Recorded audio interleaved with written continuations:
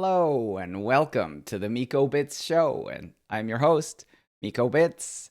Today we have an exciting show for you. It's Mitchell from ImmuneFi. It is a very exciting project in the realm of cybersecurity. So it's a pretty exciting thing, and I think we'll really get to learn a lot more about that from Mitchell. So I think. Without further ado, here's Mitchell. Welcome to the show. Hey, Mika. Thanks for having me. How you Yeah, doing? absolutely. Super excited to have you. And I always kick off my project shows around the question of like, what is the problem that you solve, right? And I think for in your case, I think the audience would love to learn kind of how you solve it because you solve it in a very interesting and unique way. So please go ahead. Sure. So we prevent catastrophic failure for dApps and blockchain applications, most specifically DeFi. And the way that we prevent these explosive catastrophes is we have an army of hackers who are looking at your code base all the time, trying to find out all the ways they can break and exploit them, and then to submit them to you, to report them to you for a payment. That's what ImmuneFi is. But Yeah, needless to that's say, that can lead to some dramatic encounters. Yeah, that's great. I would actually love to immediately drive there, right? Because oftentimes I'll be talking about lots of different project details, but I can't wait to unpack some of these exciting things you must encounter, right? Because you're right there in the midst of the action. So obviously cybersecurity is huge in DeFi. So I'd love to hear any kind of fun anecdotes, recent stories, things that are happening. Well, fun is an interesting way to put it, right? It's cool to be able to hop on here and tell you guys how we convinced a black hat hacker to return tens of millions of dollars, or to tell how we helped prevent the loss of hundreds of millions of dollars in a critical vulnerability during a war room, such as we did with Sushi Swap and Sam. But at the time, those aren't exactly fun. I would call them extremely stressful situations. You're going on one day, maybe you're having dinner, you're spending time with family, and the next thing you know, you get a call. Hey, look, someone's 100 people, 1,000 people's livelihoods, lifetimes worth of capital is on the line. You got to go fix it. So I don't know if fun is the right word. Definitely weird though. Yeah, that's super intense. So tell me, so it sounds like you've worked with some pretty amazing projects. So would love to. I think Sushi Swap you mentioned. Other projects. Sure. So we are the leading bug bounty platform in crypto. I mean, if you go down our list, you've got Sushi Swap, of course. You've got projects like Thieves, you have Arbitrum, you have Polygon, you have XDAI, Cream Finance, Compound. You just go Pancake Swap, Lido. I mean, Nexus Mutual. Most of the insurance projects, now that I think about it, work with us in some form or another. We go down to RenVM, Belt, Armor, Perpetual Protocol. There's of course Badger DAO, Goldfinch, FarmBridge, Thorchain. You're doing stuff with Idle too, right? Yes, the idle guys are Yeah, great, excellent. but Appreciate that. Yeah, there's yeah, been no amazing drama with them. They run a tight ship. yeah. That's a nice thing too, right? It's nice to work with the both sides of it. Obviously most of the action comes from the more dramatic ones, the drama producers. That's exciting. So I guess what I'd love to kind of get is sort of like, how's it going? And oftentimes, that means sort of how do you quantify your activities? Like what are the numbers and, ballpark numbers. Okay. Sure, sure. So, if for the investors and the fellow founders among us here, the best way to conceptualize Immunify is as a double-sided marketplace. We need to pressurize the buy side and the sell side of the marketplace, and then we measure the aggregate output by the GMV, in our case, the bug bounty payouts. So, quick overview is we have about 150 customers live, and then we have 20 to 30 other customers who are off and on. Amazing. So for about 180 in aggregate, and that represents the side that's hosting the programs. We have about 4,000 hackers, smart contracts specifically, who are hunting for bugs on a daily basis. which is pretty exciting. Not all of those have been fortunate enough to find a report. There is a power law and uneven distribution, and of Yeah. there we're in the ranges of the 3000s for processing reports at this point. I would have Wow. to do the math to see, how many reports that is per project, but too many is probably the answer. That's amazing. And obviously it's tremendous that you're kind of gaining this kind of network effect and kind of exponential reputation. Obviously, two-sided marketplaces are notoriously hard to develop, but at the same time, you get this tremendous stickiness if you're successfully able to do it, right? So that's exciting. Yeah, I wish people had told me that in advance. I didn't have that foresight at the time, but so far so good. We were fortunate enough to launch at the right time, right when there was a Uh, big need. No, it's amazing, right? And I think obviously there's a brand halo. People are really watching who you're partnered with. And, to me, I think the biggest thing is results, right? So would love to have you kind of talk through some of the results because the results are like, that's why people come to you. And, that's kind of some of the most interesting stories. Sure thing. Okay, so for context, so that every people may not understand, bug bounties are basically us saying, "Hey, look, we have this mission critical infrastructure. Its fault tolerance is very low. We're willing to pay people to go and find holes in it, to find exploits in it, to find vulnerabilities in it, so that we can ensure that we can fix those before bad thing happen." Now, it started with web security. It has gone to smart contract security, but unlike traditional web, the fault tolerance of our applications in DeFi, especially, is so low and the potential damage so large that it has led to extremely large bounties protecting extremely large amounts of money. So, for example, we recently paid out the world's biggest bug bounty. That was to Alexander Schlindwein. It Wow. was for $1 million, 1,050K, 1,050K. Wow. So can you tell me a And bit more about like that specific incident? sure. So there was this Belt Finance. This was for a BSC project. Belt Finance is one of the largest projects on BSC. They have several $100 million in TVL, and they primarily do yield aggregation based for a long time, first on Ethereum with other projects, and now primarily on BSC. Now, Alexander was very clever. He found a vulnerability that would allow you to take control of the ownership of some of the strategy vaults in such a way that you could drain the cash from them. But the Wow. vulnerability was so subtle, we had to go through 3 or 4 iterations going through the math to be like, okay, well, does this attack pattern really work in such a way that it would allow you to drain the funds via this particular type of flash loan attack? After 4 iterations from 5 different security guys, we discovered yes, it would allow you to drain, at a minimum of $10 million for that single strategy. Now, in Whoa. practice, that affected at least 5 other strategies that we know of, perhaps more. We just stopped Wow. counting at that point. So you were talking Wow. about a 40, $50 million impact vulnerability at a minimum in that case. That took us about 48 hours ish to unwind and fix that in real time, right? The machine's still operational. You have to fix the engine while it's still running. Wow. It was a rough night, that's for sure.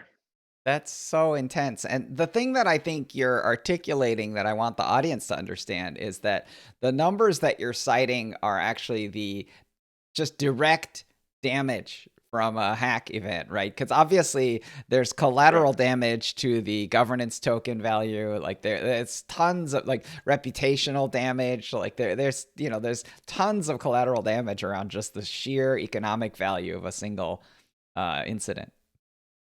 Correct. So when we look at the specific case with Belt, right, we're talking about $50 million in cash Yeah. then available for theft.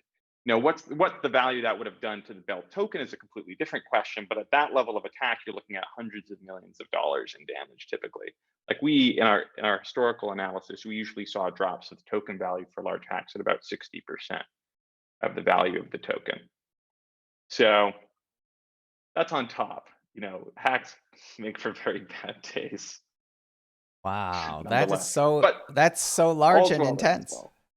So how does Yeah, a bounty like that get sort of like negotiated, and how does it get paid out? I mean, is it a pre-established or preordained pricing? Like how does that get how does the target decide to pay? I mean, it's a big payment. sure. So, it's actually quite a tricky, very hands-on process. At first, when we were doing this, we thought that, maybe we could automate it away. And this proved very, very wrong. Yeah, it's hard. Uh, It's super hard. Totally.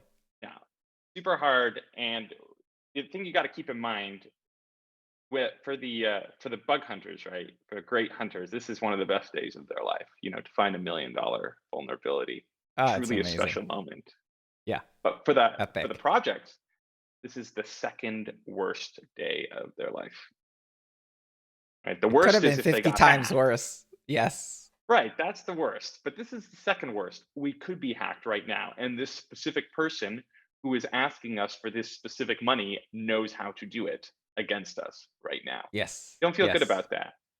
Yeah. It makes people feel unsafe. And so if you go into that particular moment looking to do the negotiation, it's rough. People are afraid.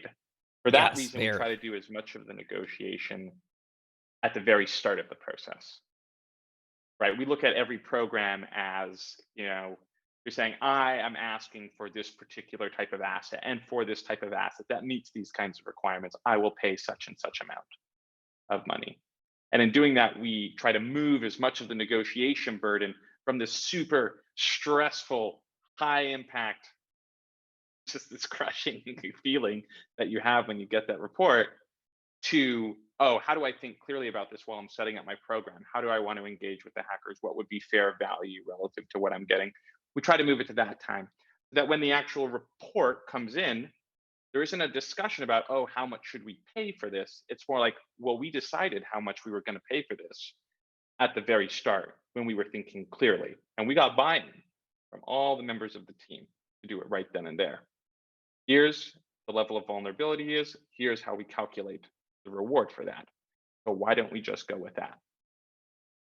And this has Yeah, proven much more effective.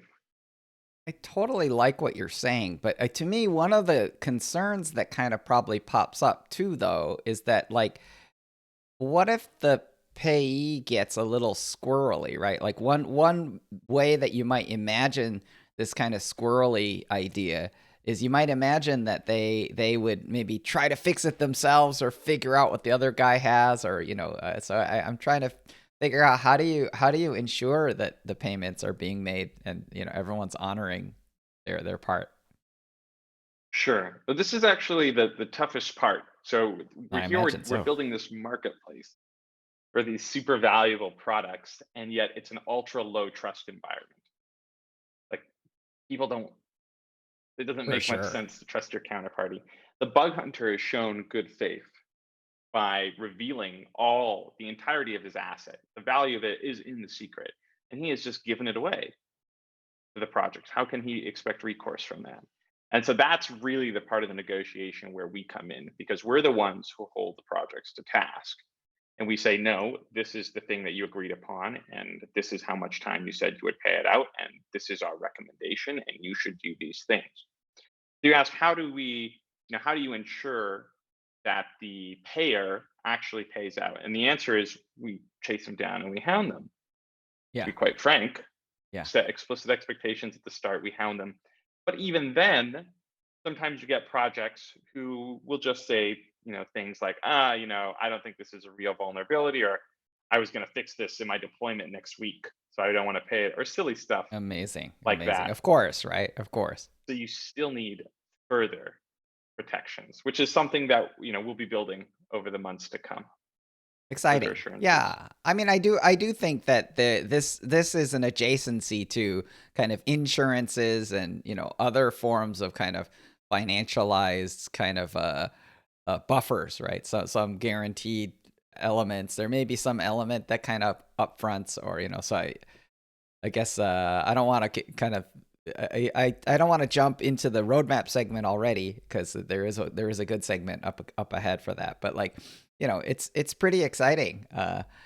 So one thing that I would love for you to talk to is I always ask kind of like, what is your personal kind of superpower? Like, like what makes you kind of, what's your thing? You mean as like, Immunify the team?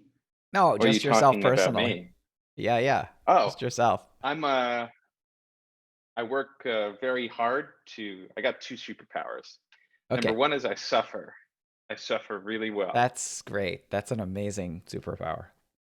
It's an amazing superpower. And the other one is I'm really, or at least I try to be to the best of my ability, is I try to always be the dumb person in the room and to Oh my attract God. people who know better.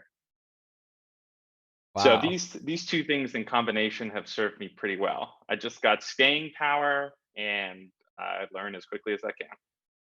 Wow, that is tremendous. That is really interesting. I'd love to kind of dig into the suffering part. Like that seems very fascinating. I spoke with Jeremy over at Balancer, and his kind of life philosophy is that you have to know how to take a punch, and he comes at it from like a Thai kickboxing.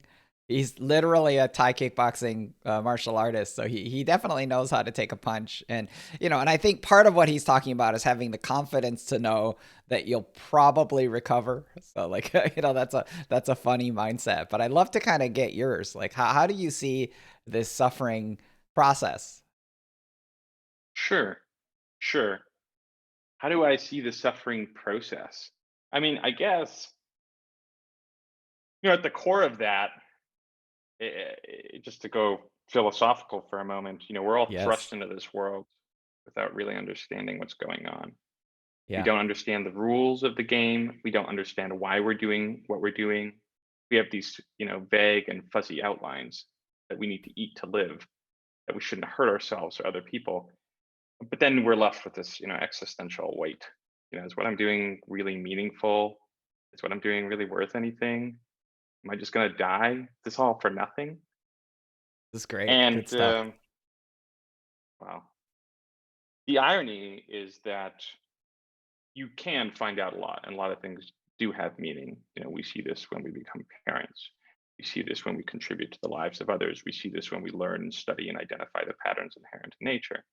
But the precondition for all of that is the ability to suffer and to bear the pain and the anguish that comes with uncertainty, right? Being like, I really don't know and I'm afraid, and just being okay with that for a Wow. long time. Yeah, this this actually bears a reasonably strong resemblance to both Stoic philosophy and Buddhist philosophy. So that there are definitely like some precedents for viewing the world through this lens, right? And I think that the way that I kind of look at this assertion and set of axioms is, I definitely kind of agree, right? Because, in a sense, there's this culture in Japan that is about kind of bravely producing effort, right? And the concept of the requirement of bravery is super important. And this culture is inextricable from the culture called Kaizen, which is about continuous improvement. And what it is it's the circle of improvement, right? But that the circle has to be broken. And the place where it's broken, because it has to be open, right? Like you can't improve unless you're willing to accept the incoming sort of display of all of your vulnerabilities and faults and weaknesses. And, so the only source of improvement is to just keep failing, right? And to keep, but not only to fail, but to really like see how you're vulnerable and see how you're failing and see, so really in a way, the thing that's amazing about what you're describing is you're kind of in some ways describing a founder market fit, and you're describing this kind of process of securing DeFi, right? Because, those projects also need to be open and they need to embrace the kind of pain that can come from like hackers and hacking, right? So in a sense, like not only are you kind of describing a personal ethos, but you're kind of also describing founder market fit. And by the way, I also kind of want to underline to people in the audience, like, based on the kind of limited conversations that we've been able to have about this project, like you personally have to suffer kind of excruciating kind of situations, right? The situations are very, very difficult situations, and I think that, you're not just phoning it in here. Like, just to clarify that for the audience. Yeah, yeah. I hadn't thought of it that way, but I guess it makes sense that a person with my ethos would build a business that kind of reflects that. Because bug bounties make what we make for a project like XDAI is every vulnerability they get, the system itself becomes stronger. They're more resilient. They can invest more and expand more. They have more certainty about the rightness of their path and the security inherent in it. And that's a wonderful feeling. But to do that, like you said, you have to be open to the vulnerabilities. We do that as a team, which is a striking reflection to the actual business that we run. And that story you said about not phoning it, I was just thinking of the primitive finance white hack, where Yeah. we had to steal money from our customer with our customer, of course, Okay, so in order unpack to that preserve for it. me. Unpack that for me. What happened? That this sounds really super amazing. That was a day. So we were. It was a beautiful Saturday afternoon in March, I believe, and I got a message from a friend of mine, Yanis, in Greece. He runs DDoB, and DDoB's just a superb security firm. He calls me up. He says, "Yeah, Mitchell, we're searching for something. Is it okay if we search on these new programs?" And I'm like, "Yeah, yeah, yeah. Go ahead. 'Cause we had some new ones out." And says he found something very interesting, one of the new ones, and I was surprised to hear what it was.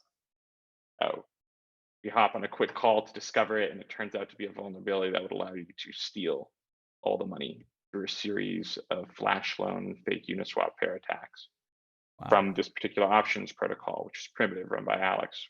So fascinating product. So we immediately go into disclose, be like, "Yo, Alex, you need to fix this real fast," only to discover, as Alex informs us, that there is no upgradability on this particular contract. There's no way to shut it down. Oh my At that God. point, yeah, we're like, how many millions of dollars are in these contracts again? Oh, goodness gracious. What are options for protecting them? The users can pull out the funds themselves, or we can white hack the funds. And the moment we tell everyone that the users can pull out the funds themselves, then the attack vector will be recognized and the attackers will begin stealing the funds themselves. Our only real option in order to safeguard the user funds was to execute the hack ourselves. Now, Wow. unfortunately, this attack Yeah. was plenty complicated. And so we needed to work. We ended up pulling in the DDoB guys. They're the ones who constructed the attack vector. We Yeah. ended up working with the primitive team because we needed to prepare the communications to go out immediately afterwards that users were secure. And at the same time, we're monitoring all chain activity to make sure that no black hat is attacking, or at least that we have some awareness. We worked with Emiliano Nasi to Yeah. help on the war room side of things. I've He's had him great, on our have had him on this show. He's awesome. a marvelous war roomer, that's for certain. Yeah. But we're doing all this work, and this work, starts on Saturday afternoon. We end up executing the attack at Sunday shortly after midnight. Okay, fully clean things up by Monday evening. Like Wow. when you're doing this, you don't know when something could happen, and we feel responsible for what happens to I'm people's money. getting chills from hearing this. Like I'm getting it. Chills is actually the wrong word. I'm getting a feeling like my finger is in a light socket. Like I'm getting this intense kind of experience from just hearing you describe this. But please keep going. You got to work, nonstop. You don't know how much time you have Yeah. before an attacker makes a move, and if you found it, you know that the information's out so they can find it, and you're working as quickly as you can. You also can't afford any mistakes. You're doing this kind of white hack scenario, one mistake, and you who are trying to save everyone's money, you just end up losing Wow. it. This is not the first, second, third, or fourth time that we had to do this, but it was an extremely stressful experience. Now, this one went all smooth. Right, in the end, we retrieved several $1 million for the customers, and we alerted Amazing. everyone else to take out what funds you have and stop putting more in. It's a trustless contract. We can't stop you if you want to put your funds in danger, but please don't. So this one, this time, ended nicely. But that was a product of 72 hours of work from 3 different teams, for context on how much this can take. Yeah. I mean, I get it, and I get your emphasis on this time, right? Because we're talking about like a hyper adversarial environment, right? So obviously your adversary or an attacker could be potentially very skilled and potentially very swift, right? And so, you can't guarantee success, right? Like No, there's always going to be incredibly strong adversaries. So, that's just part of the reality. It's fascinating what you're describing because it kind of reminds me of uh Holden Caulfield and Catcher in the Rye, right? So, his basically the metaphor is that there's a field of rye, which is sort of a tall grass, right? And the children are playing with wild abandon, but there's actually a cliff, so they're all playing on the edge of this cliff, right? And his dream is to sort of be the catcher, right? So he basically just makes sure that kids can play as hard and as with as much joy as they can have, but that none of them will go off the cliff, right? Like that he's just going to stand there, And so in a way, like he's kind of staring into the abyss, right? Like he's really the only one that like pays attention to the danger and is constantly aware of the threat and the danger, and allowing this kind of peaceful and enjoyable play, So it's a amazing mindset and ethos. Um, it's interesting because we good metaphor. segued a bit into kind of a next question that I described, which is kind of your motivation, right? Because one of the things that is amazing, I mean, you described earlier this kind of feeling of learning about this from the perspective, like a parental perspective, right? So, I mean, I guess what I'd love to get from you is sort of like what are your sources of motivation and inspiration? I think you've already touched it, but I'd love for you to unpack that. Sure. I think that'll, vary for members of my team, but Sure. one thing that we're generally united by is a sense of service. For me, the crypto did a lot for me. I learned a lot. I built my career in this space. It was good for me. Gave me a chance that I might not have otherwise have received. So this idea of, I can finally be of service in an extremely significant and compelling way. I can go on any number of days this year to review and be like, oh, I saved someone's life savings here. Oh, I saved someone from, having going to poverty and bankruptcy here. Yeah. I can say that, and that's a real contribution that I'm making to people's lives, and one that can, like you said, with the catcher in the rye, right? We facilitate other people to experiment in ways that they couldn't otherwise do, not having other defensive means to protect themselves.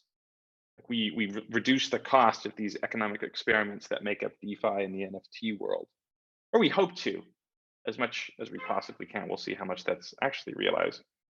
But this sense of service pervades a lot of what we do. Can we help more people by doing this? Can we help more people by expanding the product that way? What will prove better for the security of the ecosystem? I think that's the big one for me. Wow, that's tremendous. I mean, to me, one of the things that it causes me to think or realize is that, like, in a sense, when I talk about collateral damage from a hack, right? Like, we really started restricting that collateral damage, to the entity who is seeking, bug bounty protection, right? But like, if you think about, knock on damage, right? It's obviously it's damage to individuals, right? Humans, people and their financial freedom and their lives, and so in a sense, like, and then obviously there's a reputational damage to the industry, to the entire whatever blockchain ecosystem this takes place on, so like when you think about the cascading effects, right? And I think another thing that I think is really, really powerful about what you're describing is that the other thing that's kind of scary is that a lot of these kind of, hacking people are associated with organizations, right? So in a sense, you're kind of like taking Sure. away from builders, right? And you're actually fueling an industry, and obviously like you can argue that attackers strengthen the network, right? But like, you know, in a sense, like the attackers are kind of indifferent to the network. So broadly speaking, so their goals certainly are not to strengthen the network. And if they choose to strengthen the network through a mechanism like what you've created, then I think we'll see progression, and I think it'll improve our industry. Right. I think you really nailed something that's not well understood by people, but the cascading costs that occur as a result of these hacks. So let's, take a classic example of a hack gone wrong. Some lovely BSC project has forked Yeah. someone else's code, but would like to innovate, you know? Not the most Hmm. creative guys, perhaps, but they're making an effort and they'd like to expand that as much as they can. If they get hacked, not only do they lose the money, okay, and now have thousands of irate people complaining them, trying to dox them and ruin their lives, their team goes under immense stress, and whatever chance they had to make something beautiful is diminished severely. They Oof. end up spending the next X months doing damage control if they want to stick around. I mean, most of the team just collapse if the Yeah. hack is serious enough. But if they Yeah. want to stick around, meanwhile, all those people themselves, of course, feel like they just got scammed because how can they know if it was an insider attack or an outsider attack? They don't have the Yeah. technification. And they just lost real money. That wasn't a joke to them. That's real money in a time where making actual money is hard for most people. COVID and the pandemic around us does not make for a great economic environment for your average person. And then, of course, if you're an institutional, you're looking on at this and you're like, wow, I'm supposed to invest in that? That can just happen to me? I can just have all my money robbed in the, in a Yeah. second. Yeah. This is insane. Why would I ever do that? I can't trust that. And I then think these ripple on effects are brutal. Yeah, and in the crypto segment too, like one of the just unbelievable things is the kind of opportunity cost, right? Because, a lot of the assets in question, have this kind of huge potential, right? So the thing that is really interesting is like you may lose on a day a monetary sum, right? But the thing that you can't know is you can't know like 10 years down the road, like where that person would be had they been able to retain that asset. Maybe that asset increased in value, and maybe, so like in a Mhm. sense, like, it's the, if you measure the economic cost on the day, it doesn't always tell the complete story. And I think to me, the other thing that you're talking about too are the lessons, right? Because one of the lessons people can learn is, uh, don't ever do anything in crypto again, and don't let any of Yeah, my friends ever do anything in crypto again, right? Like that can be a lesson, right? And like, literally thousands of people could be like learning this so-called lesson and promulgating this lesson, right? So sure. I think that's yeah, I think the magnitude of all this is really we're definitely bringing it home. That's amazing. um so But I just want just to, to yeah. reinforce that, Yeah. that is a story. You say that without pointing out the elephant in the room, which is this happens every cycle. You still have millions of people who are deeply toxic to crypto because they got scammed Yeah. by shitcoins in 2017 or 2018. And Hmm. how many tens or hundreds of millions of people are we going to lose because people just don't feel safe to put their money here, knowing that it could all be gone? This doesn't need to happen.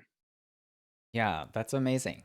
It's really a great ethos, and it's a really great service. So it's fascinating, and um yeah, it's something very, very fundamental to the space. So really appreciate it. One of the things that we do on the show as well is we kind of give a shout out to people who you think are maybe underappreciated in the ecosystem, or people who are doing something really intriguing or worthwhile. So I'd love for you to kind of recognize some folks if you feel like it.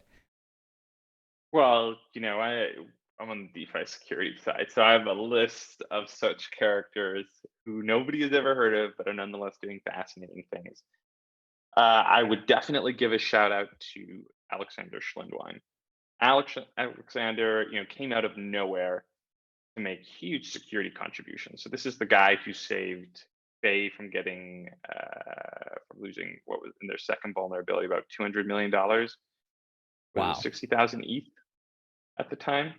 And he Wow. also saved Armor from being wiped out on day one by a logic error in their code. So he just came on the scene. Oh my God. He does phenomenal work. Props to him. And I'd also give a shout out to the guys at dApps who they make this amazing tool called Contract Library that inspects new code for basic vulnerabilities automatically. And it's still in its early days, but it does a lot of good. You can really see some certain kinds of attack patterns or vulnerability patterns at a distance and instantaneously. And they conduct themselves in an extremely ethical way, in a very supportive way to the community. So I have absolute confidence that their continued work, like for example, they did a recent security study for the Ethereum Foundation on things core for the network. Like their continued work is a huge value add, and nobody's ever going to really hear about them or know about them because they in the shadows securing people's code. But they definitely deserve a huge shout out. And if you're a project, you want to get audits, go to DDoB first.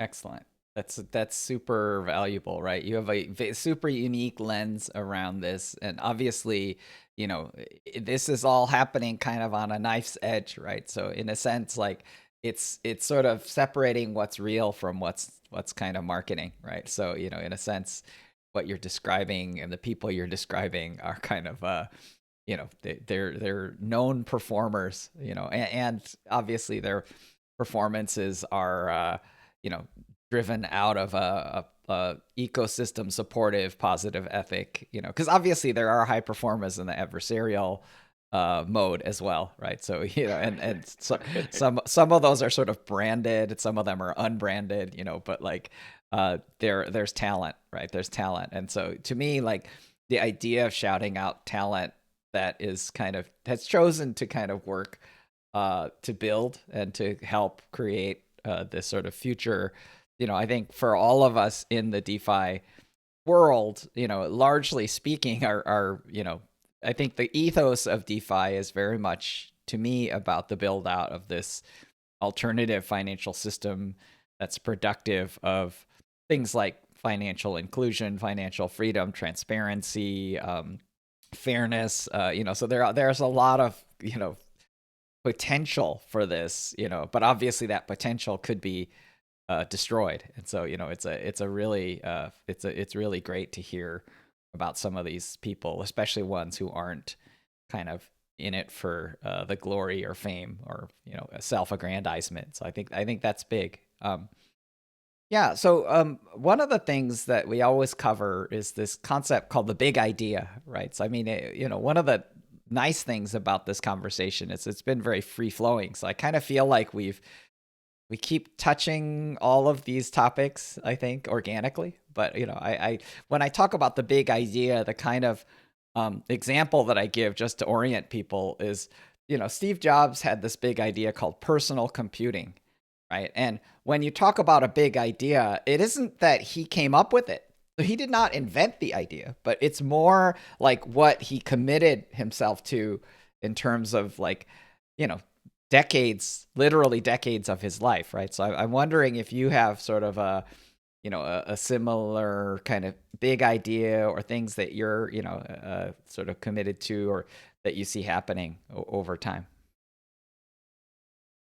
As in like the big idea, just to orient that for myself, big idea that will kind of give shape or a vision underlying ImmuneFi as to what it could be and contribute Yeah, to. yeah, yeah. And I think ImmuneFi is almost like the big boat, but I kind of feel like there's also kind of a big wave, right? So in a sense, I'm trying to get sort of that what's the kind of like trend or big picture vision over a long time. It's not, the next segment is really about the roadmap, so it's that one's more about the boat, right? But I'm really talking Gotcha. more about the ocean, the environment for the boat. Like what do you see is the vision for the next 10, 20 years, and how does it kind of what does the big dream look like? I think the major thing, if at the end of ImmuneFi, I could walk away with one major contribution and be happy with that, and that really informs how we think of our work now. It's that we anticipate a world where you have trillions and trillions and trillions of dollars of normal people's money on chain. And this world is going to be the most adversarial financial environment in the history of man. And we need to mitigate that as much as possible, but not, reactively in terms of damage control, but primarily proactively. And so what's the big wave is there's this huge opportunity for anti-fragility tools that every single DeFi protocol is going to need. And there's not just one of them, there's a whole set of them. There's a whole and nascent stack of these kinds of applications being built. Uh, oh, I- m- if we could just contribute to really getting that wave realized, and we don't, have to take all of it for ourselves. I certainly don't expect to, but if we could just do that, I think we would make a huge contribution to the future goodness that crypto promises, and without which it cannot deliver. Yeah, yeah, Your yeah. thoughts I on that? like the vision that you describe and espouse, right? Because for me, I subscribe to basically a complexity theory model called self-organized criticality that sort of approximates certain classes of nonlinear systems as kind of avalanche, of piling rocks onto an avalanche, right? So in a sense, you get Hmm. this kind of power law distribution of avalanche sizes, right? So in a sense, if you model kind of this build out of a cyber economy, right, then in a sense, the cyber economy is kind of adversarial and the collapses are related to the cybersecurity, right? So in a sense, the thing that is so interesting is that you can actually change some of the characteristics of this, right? By creating things like supports and creating, so you can create structural support for the build out of this, and you can actually kind of make the whole system achieve a much higher level, and potentially mitigate these kind of like collapses. I think collapses are sort of an inevitability, right? So the thing that's so interesting about what you're kind of doing is you're kind of doing what like ski patrols do, right? Which is you're sort of using dynamite to control avalanches, right? You're kind of like, you know, purposefully Precisely. causing some collapses, but in a way you're trying to protect the skiers, right? That's the kind of ultimate goal. Right. We do things that are always difficult or painful on the minor level, but in aggregate contribute enormously in a positive way to the community of the ecosystem. Amazing. So So yeah, bug so bounties the be expensive, but yeah, the still get final the hacked. final question relates to sort of roadmap, right? Which is sort of what's ahead kind of in the nearer term and what's ahead in the longer term. In the near term,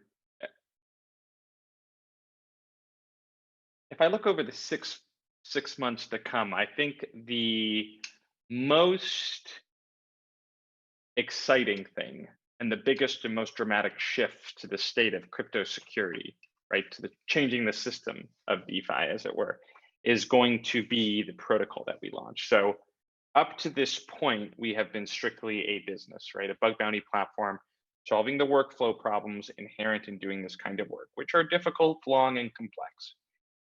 But we are coming to the end of that phase. Mm, To supercharge this activity and to increase the security assurances, we will be launching a protocol that will eliminate a lot of the trust problems yeah. inherent in the workflow. We think that this will cause a dramatic shift in the amount of activity that goes on in this work. We don't know. We're going to have to find out. But that's probably the big thing on the roadmap that I'm hoping will change the lives of a lot of people. I think it makes a ton of sense, right? Which is that you really want the ability to create a mutuality of stakeholding, and you want to create kind of a decentralization of incentives and governance, right? Because ultimately, this becomes sort of a foundational utility for the entire kind of economy of DeFi, right? So as a kind of base layer utility, there isn't a better way to kind of have inclusion and incentives than to kind of like bring in everyone and make everyone a part of this. Correct. And that's what it takes, right? Like our game is creating trust assurances and positive incentives for disclosure. That's our big challenge. And so not only does it make sense to incorporate more and more of the ecosystem in the sense of, turning this into this public good, but it makes sense in terms of getting their buy-in to engage in good behavior. A lot of this stuff is just telling projects, hey, you need to engage in best practices and not treat people who might otherwise help you badly. A protocol helps them do that. They're bought in to that. They participate in that. So Yeah, I'm I'm pretty excited excited. about it. Yeah. That's a huge seismic step, and obviously you've done a great job kind of building out the core processes. You've brought ultra high value transactions across the entity, right? So because of this sort of base layer, I think you can start to kind of have more confidence in kind of creating much more decentralization, which ultimately leads to a much bigger, uh, it becomes a bigger project. I certainly hope so. I got a lot of people, a lot of projects I want to protect, and many more stories to acquire, I Yeah. suppose. No, it's wonderful. Well, Should be I think wild. you're in a really neat spot. So, I think I'll wrap up here. But this has been a fascinating excursion. I'm super happy we had this conversation, and it's exciting what you're doing. It was my pleasure, Mika. This is a fun time. Okay, thanks so much.